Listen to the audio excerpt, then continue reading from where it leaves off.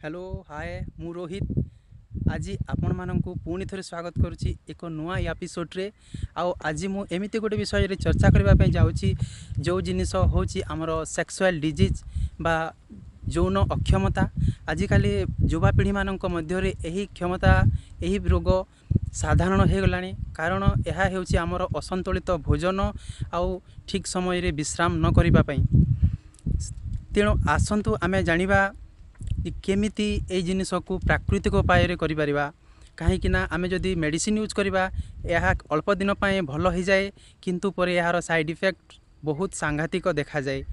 तो मु आज आपण मानकु रसुण आउ महु ए दुईटा मिश्रण विषय रे कहिबा पे जाउछि जो जिनिस बहु पूर्वरु राजा महाराजा माने प्रयोग करिकि अत्यधिक हस्तमैथुन रात्रि निद्रा किंबा खाद्य पानीय जोगु जदि आपणक लिंग छोट पतला एवं उत्तेजित हो नहीं संभोग समय रे निज स्त्री को खुशी कर पारना तो आपण चिंता करंतु नहीं एबेठु आपण चाहिले भी आपणक लिंग को अस्पलिंग भली लंबा मोटा एवं स्ट्रॉंग करि परिबे निज स्त्री को संतुष्ट करि परिबे यहाकु सेवन करी 60 वर्ष पर्यंत निजକୁ ସୁସ୍ଥ ରଖିବା ସହିତ ବିଭିନ୍ନ ପ୍ରକାରର ସମସ୍ୟା ଯେମିତିକି ଧାତୁ ପତଳା ଶୀଘ୍ର ପତନ ସହବାସ ସମୟରେ ଅକ୍ଷମତା ଆଦିରୁ ନିଜକୁ ବଞ୍ଚାଇ ପାରିବେ। रसुण एवं महु ए दुईटी जिनिसर मिश्रण आपण मानकु सुनिबाकु अड़ुआ लागुथिबो किंतु यार प्रयोग रे आपणक शरीर इम्यूनिटी सिस्टम को शक्त और सुस्थ करिथाय। अति दुर्बल व्यक्ति को मध्य जदि यही जिनिस दि जाए तो तार शरीर बाहुबली भलिया हो जीव। शीत ऋतु यार प्रयोग अति उत्तम अटे। तो आसतु जानिबा यार प्रयोग विषय एवं तार चमत्कारिता गुण विषय। पाटी भितर संक्रमण आपणकर तंटी फुला तंटी रे दरज यही सब जिनिस यह अति उत्तम अटे। ठंडा सर्दी ज्वर ये जिनिस यह अति उत्तम अटे। यही जिनिस मिलुवा तत्व अति गरम होता है जहाँफल सर्दी ठंडा ज्वर साइनेसेस रो दरज मध्य कम होता है। शरीर ओजन को कम करने सहित मोटापा कम करे डायरिया रो मुक्ति प्रदान करे पाचन तंत्र को ठीक करे हृदय को शक्त रखे धमनी रे रहितिबा फैट को बाहर करता है फल रक्त संचालन ठीक हुए कोलेस्ट्रॉल कम करे इम्यूनिटी सिस्टम ठीक करे फल बहु रोगरू मुक्ति मिले डिटॉक्सीकरण भीतर सफा करिथाय। एमिति कि यह दांत पाई मध्य एवं दांत पाटी भितर होतबा अनेक प्रकार समस्या पाई मध्य बहुत फलप्रद अटे। कैंसर हाँ बंधु कैंसर रो खतरा बहुत कम होता है। केश पाई यह लाभप्रद होता है। आपणको केश जदि धला हो जाउछि किंबा अलगा रंगर हो जाउछि तो यह कला रंग करबा पई घंच करबा पई और शक्त करबा पई बहुत उत्तम जिनिस यौन शक्ति बढ़ाए। आजिकल यही जिनिस अति सामान्य किंतु 100 जनरू 90 जन को यही जिनिस ग्रास करिछि। आमर दैनंदिन जीवन रे जो कोल्ड ड्रिंक्स फास्ट फूड खाउछे ठीक समय रे आमको जो विश्राम मिलुनी असमय रे भोजन यही सब जिनिस आजिकल आमर सेक्सुअल डिजीज बा ये यौन समस्या बहुत देखा देउछि। किंतु यही जिनिस को जन को जदि दिया जाए तो से पूर्व भली एवं घोड़ा भली तार शक्ति बढ़ी जीवो। एथिरे थिबा जिंक विटामिन कैल्शियम भरपूर मात्रा रे रहितिबारु यह सेक्सुअल स्टेमिना को एवं प्लेजर को बढ़ाई थाए। तो आसंतु जानिबा यह केमिति प्रयोग करियो।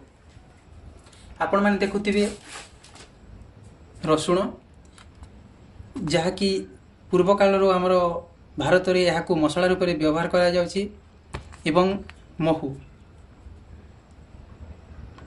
এই ମହୁ କୁହାଯାଏ ଜ୍ୱରକୁ ଔଷଧ ମହୁ।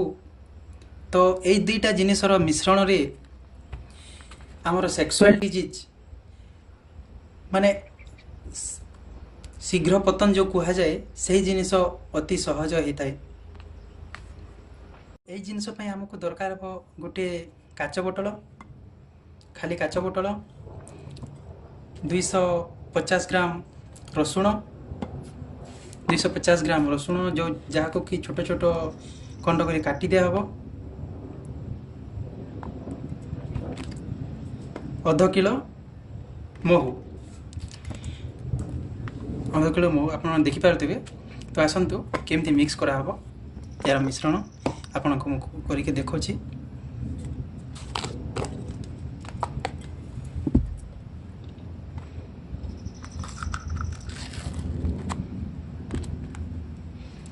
ପ୍ରଥମେ ଏହା ଭିତରେ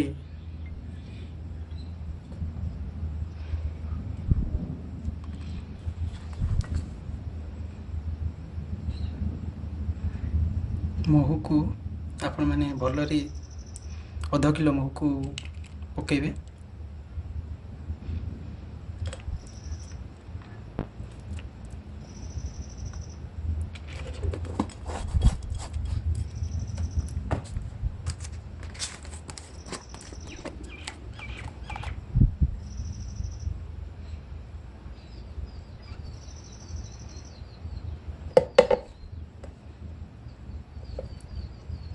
ମୁଁ ବି ପକାଇ ଦେଇଛି ଅଧ କିଲୋ ମହୁ। ତା ଉପରେ ରସୁଣ ତକ ଏମିତି ପକାଇଦେବି।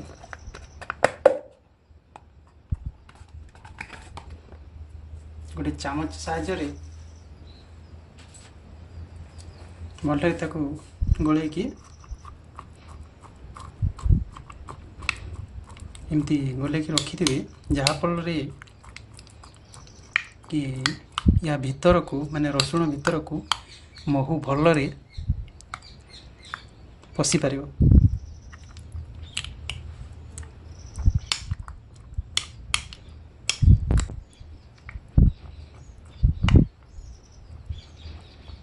ପୁରା ବୁଡ଼ି ଯାଇଛି ସମସ୍ତ ରସୁଣ ମହୁ ଭିତରେ।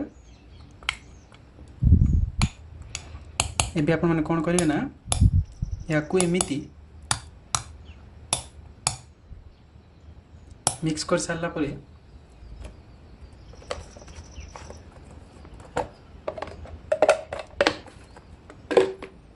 ୟାକୁ ବନ୍ଦ କରିଦେବେ। ଆଉ ଯଦି ଆପଣମାନଙ୍କ ପାଖରେ ଗହମ ଅଛି କିମ୍ବା ଚାଉଳ ଅଛି କିମ୍ବା ଅଟା ଅଛି, ତା ଭିତରେ ଏହାକୁ 30ରୁ 40 ଦିନ ପର୍ଯ୍ୟନ୍ତ ତା ଭିତରେ ରଖିବେ।